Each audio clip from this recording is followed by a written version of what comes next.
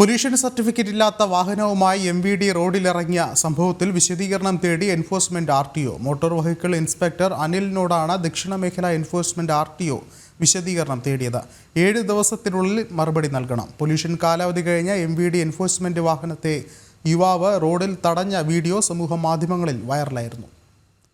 കൂടുതൽ വിവരങ്ങളുമായി പ്രജിത് മോഹനൻ ചേർന്നുണ്ട്. പ്രജിത്ത, മറ്റ് വിവരങ്ങൾ എന്തൊക്കെയാണ്? വിഷ്ണു, കഴിഞ്ഞ ദിവസമാണ് കൊല്ലം ഒയൂർ ജംഗ്ഷനിൽ ഇങ്ങനെയൊരു സംഭവം ഉണ്ടായത്.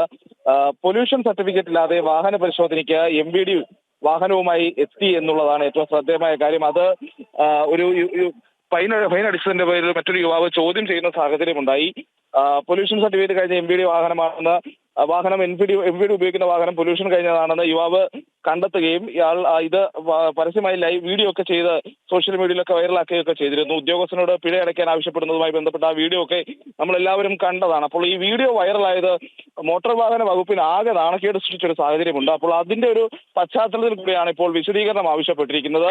മോട്ടോർ വെഹിക്കിൾ ഇൻസ്പെക്ടറായ അനിലിനോടാണ് മേഖല എൻഫോഴ്സ്മെന്റ് RTO വിശദീകരണം തേടിയിരിക്കുന്നത്. പൊല്യൂഷൻ സർട്ടിഫിക്കറ്റ് ഇല്ലാതെ വാഹനവുമായി എന്തിന് റോഡിലെത്തി എന്നുള്ളതാണ്. അതിൽ വിശദീകരണം 7 ദിവസത്തിനുള്ളിൽ എഴുതി നൽകണമെന്നുള്ളതാണ് നിർദ്ദേശം നൽകിയിരിക്കുന്നത്. ശരി, പ്രജിത്താണ് വിവരങ്ങൾ നൽകിയത്.